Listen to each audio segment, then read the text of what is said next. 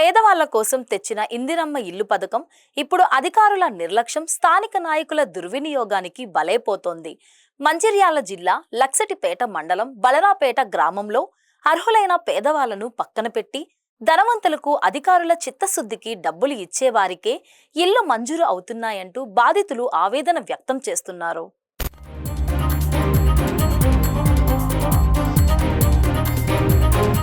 ఇది మంచిర్యాల జిల్లా బలరాపేట గ్రామం. పూరి గుడిసెల్లో జీవితం గడుపుతున్న వేల్పుల భూమక్క వాన పడితే ఇంట్లో నీళ్లే, వంట చేసుకోవడం అసాధ్యం, నిద్రపోవడం కనీ విని ఎరుగని బాధ.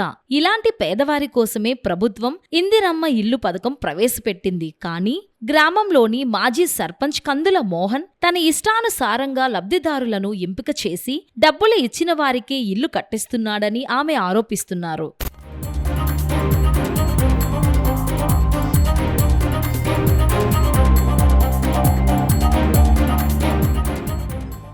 భూమక్క చెబుతున్న వివరాల ప్రకారం 10,000 రూపాయలు, 20,000 రూపాయలు ఇచ్చిన వారికి ఇల్లు మంజూరు చేస్తున్నారు. ప్రభుత్వ ఉద్యోగం ఉన్నవారికి, భూములు ఉన్నవారికి ఇల్లు వచ్చాయి, కానీ మాకు మాత్రం ఇవ్వలేదు, అధికారులకు చెప్పినా పట్టించుకోవడం లేదు అని వాపోతున్నారు. ఇక గ్రామస్తుల ఆరోపణల ప్రకారం మాజీ సర్పంచ్ దగ్గర 50,000 ఇవ్వలేదని, అధికారుల మౌన సమ్మతితో తమకు ఇల్లు ఇవ్వలేదని స్పష్టంగా తెలుస్తోంది.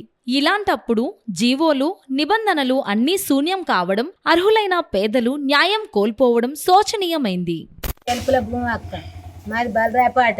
ఈ గడ్డిర్లు పోయి నాకు ఇందిరమ్మ పథకం కింద ఇల్లు వస్తుందని ఆశకు నేను ఇన్నేళ్ళ దాకా కట్టం చేసుకొని బతికిన. నాకు ఇందిరమ్మ ఇల్లు కూడా రాలేదు. నేను నా పెళ్లికి ఎదిగిన బిడ్డను తీసుకున్నా. నా బిడ్డను తీసుకొని నేను లసిరిపేటకు పోయినా. ఆఫీస్ కాడికి పోయి ఆఫీసు వాళ్ళని అడిగితే, సార్లను అడిగితే కందుల మోహన్ అద్దాని అన్నాడు. మరి కందుల మోహన్ అద్దాని అన్నాకనే మేము సపరేట్గా ఊకున్నాము. మేము ఇంటికి వచ్చినాము. ఇంటికే రానియలేదు మమ్మలను. ఆ రోడ్డు దాటి మమ్మల్ని అటు రానియలేదు అని ఆడ చెప్పినాక మరి ఒక్కసారి మీరు కందుల మోహన్ దగ్గరికి పోయి తెలుసుకోమని అంటే నేను ఇంటికి వచ్చి పోయినా. ఆయన దగ్గరికి పోయి అడిగితే ఆయన 50,000 అడిగిండు. 50,000 నువ్వు ఇస్తే నేను వాళ్ళకిళ్ళకు ఇచ్చి నేను పేరు నీది వచ్చేటట్టు చేస్తాను అన్నాడు. మరి నా పేరు ఎక్కడ పోయింది? ఈ ఊరు లోపల అందరికి ఇండ్లు వచ్చినాయి. భూములు, జాగలు, జాబులు ఉన్న వాళ్ళకి, గవర్నమెంట్ జాబులు ఉన్న వాళ్ళకి వచ్చినాయి. 100 ఎకరాల భూములు ఉన్న వాళ్ళకి వచ్చినాయి, బిల్డింగులు ఉన్న వాళ్ళకి వచ్చినాయి. మరి నా గడ్డి గుడిసెలా గండవాళ్ళు లేదా, లీడర్ల గండవాళ్ళు లేదా, సర్పంచ్ గండవాళ్ళు లేదా? వీళ్ళందరూ ఊరంతా తిరిగిండు, ఊరంతా ముగ్గులు పోసిండు, ఊరంతా ఇండ్లు వచ్చినాయి. మరి నాకెందుకు ఇల్లు రాలేదు? ఒక్కసారి నా ఇల్లుని చూడుండి. మీరు ఓట్లకు వచ్చినప్పుడే నా ఇల్లు గండబడుతుంది, ఇప్పుడేం గండబడదా? అయ్యా మీరు ఎక్కడున్నా గాని నా ఇల్లుని ఒక్కసారి చూసిపోండి.